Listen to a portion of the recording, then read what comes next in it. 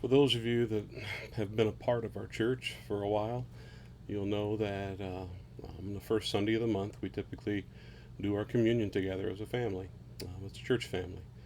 And so, even though we are home, even though it's something that we can't do together, um, we're going to go ahead and have this on a virtual sense. And for those of you that would like, at our normal 11:45 Sunday school time, we are actually going to do communion on our Zoom account. So anyway, we're going to go ahead and get started with our communion.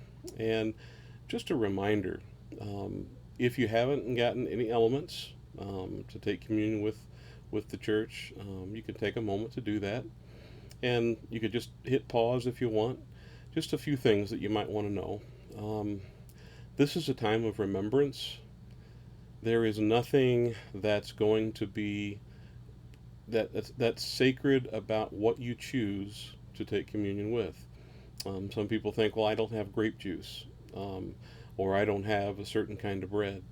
I have Texas toast here that I had in the cabinet, and some grape juice. This is not something that has to be, or the elements have to be special because the elements are just symbols of something much greater. So I want to give you a moment. If you want to hit pause, you can go get your elements. Now, now that we're back, I'd like to just take a few minutes and just go over the fact that communion is something we do as a church to remember Christ's suffering and death on the cross. If you listen to the sermon from earlier on this broadcast, you'll know that I talked about freedom and the idea of freedom because Jesus' sacrifice paid the wages. It paid the death of our sin. The wages of sin are death, and his death on the cross paid for what we should have gotten. So, as we take some time to do this, Jesus and his disciples were in the upper room. They were just celebrating Passover. They didn't realize how serious things were about to get. I mean, they knew some things were going to be coming up. Jesus had been telling them that there would be some major issues, that he was going to have to die at the hands of the Romans. And there was, and so they were together, maybe this one last time as a group. And as they were together, the elements that were on the table, the elements that were already part of Passover, the Passover feast, are what Jesus chose because they were there, and also because those elements meant something in the Passover feast as well. As Jesus looked at his disciples, he took bread and he broke it, and he said, "This is my body broken for you.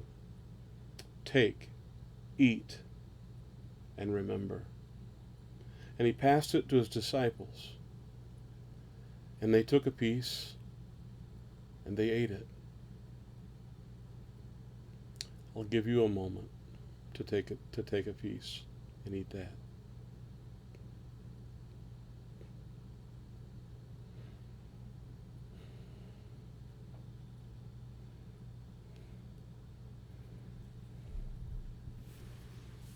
After the Passover meal, it says that he took the cup and he blessed it, and he looked at this and he said, "This is a symbol of my blood that is shed for you, that will be shed for you. And as often as you do this, as often as you drink this, drink it in my memory." He knew they were about to see something that they were not expecting very soon.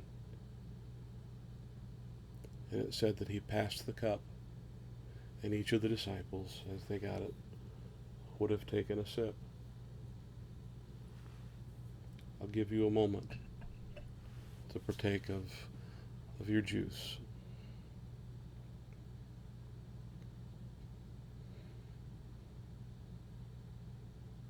Throughout the ages of the Christian church, this this celebration of symbols has been a part, um, regardless of whether it was Catholic Russian Orthodox or Eastern Orthodox or almost any of our other Protestant churches, they've all carried this communion, this act of remembrance on. And today, as we think about freedom, again, as we think about what our freedom cost Jesus,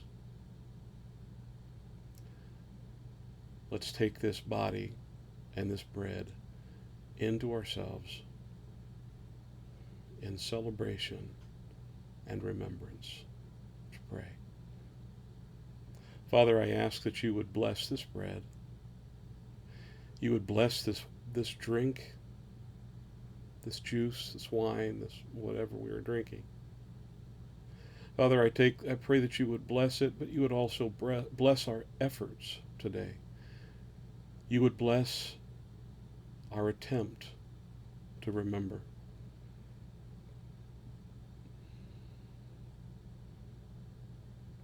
Father, I ask that this would be a time for us to look at our lives